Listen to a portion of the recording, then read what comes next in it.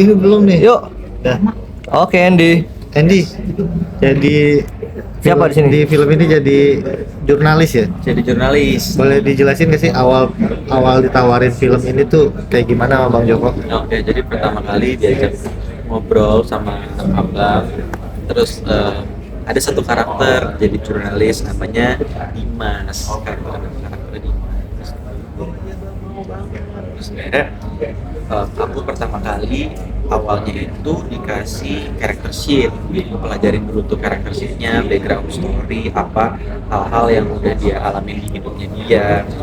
Habis itu mulai proses reading, dan selama sepanjang reading aku juga sambil belajar riset tentang apa sih jurnalis gitu, karena ini karakter yang belum pernah aku mainin sebelumnya dan memang sangat berbeda dari karakter-karakter sebelumnya. Mungkin bisa dibilang ini salah satu yang paling kompleks dan paling challenging ya, karena menurut aku menjadi jurnalis itu bukan hal yang gampang, sulit banget menjadi jurnalis apalagi di Indonesia dengan keadaannya gitu ya.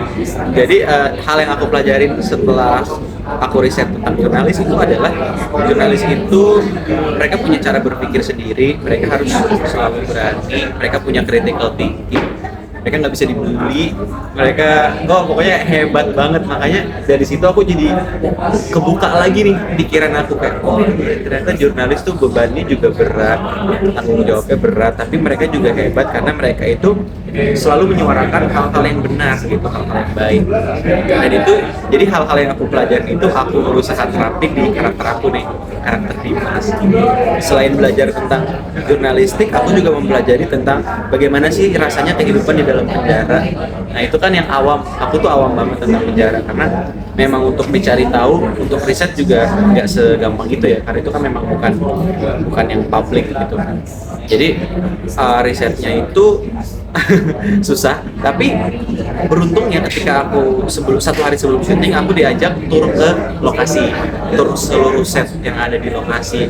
Terus aku masuk ke dalam sel aku, dan di situ aku langsung ketakutan, aku langsung ngebayangin gimana kalau aku beneran ada di posisinya Dimas, gimana kalau aku beneran masuk penjara, karena setnya realistis banget, bener-bener kayak set penjara asli. Makanya langsung tiba-tiba langsung kayak kesurupan Dimas gitu kan, takut, udah mau keluar gitu. Mungkin itu juga salah satu hal mungkin yang membantu aku secara keaktoran untuk masuk ke dalam karakter dan masuk ke dalam situasi yang ada di film. Kalau observasi jadi jurnalis tuh sejauh mana? Jadi baca-baca artikel soal kasus-kasus pengancaman jurnalis. Kalau jurnalis tuh kita nggak perlu baca, setiap hari ada berita deh. Jurnalis yang seperti ini, jurnalis yang dibungkam, jurnalis yang diintimidasi gitu.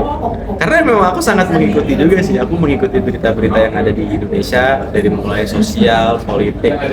Ya mungkin kalau mau dipelajari lebih ke film. Aku sempat nonton film yang ada hubungannya sama jurnalistik tentang karakter ya, kayak pembawaan karakter orang yang berprofesi sebagai jurnalis itu seperti apa sih?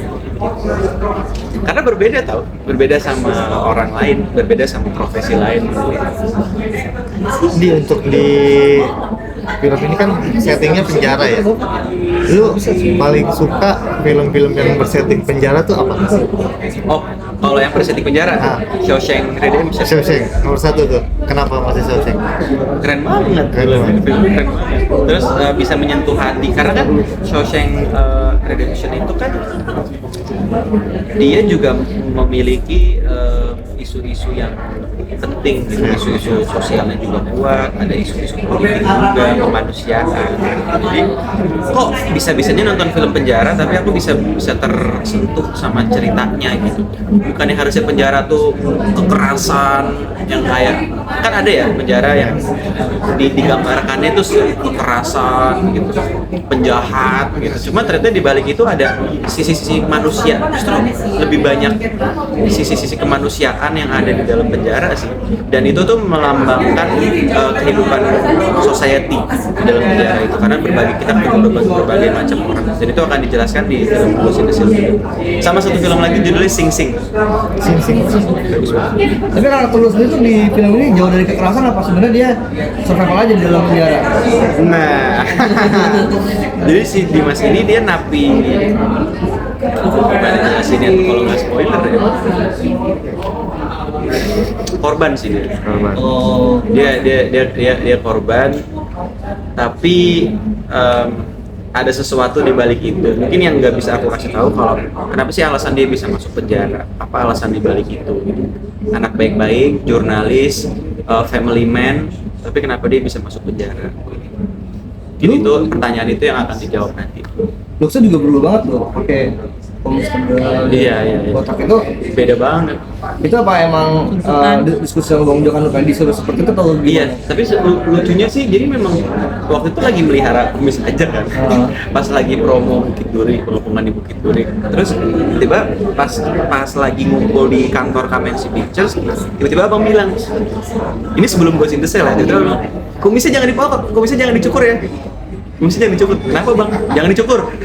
Oh, ya udah, oke bang. Akhirnya nggak dicukur-cukur. Itu tuh asli bukan properti tempelan? Enggak itu asli. Terus kalau masalah rambut kan dibotakin ya, dibotakin itu kenapa? Karena itu napi baru, jadi semuanya harus dipotong rambutnya. Itu juga udah dikasih tahu dari awal. Terus secara apa lagi? Oh, aku lumayan diet terus nge-gym, diet ketat sambil nge-gym untuk ada beberapa kebutuhan adegan di film juga. Berapa bulan deh? 2 bulan strict. Turun Jadi, berapa kilo? turunnya 4 kilo, cuman jadi lean bulk gitu, jadi isinya otot, diisi sama otot, lemaknya yang hilang.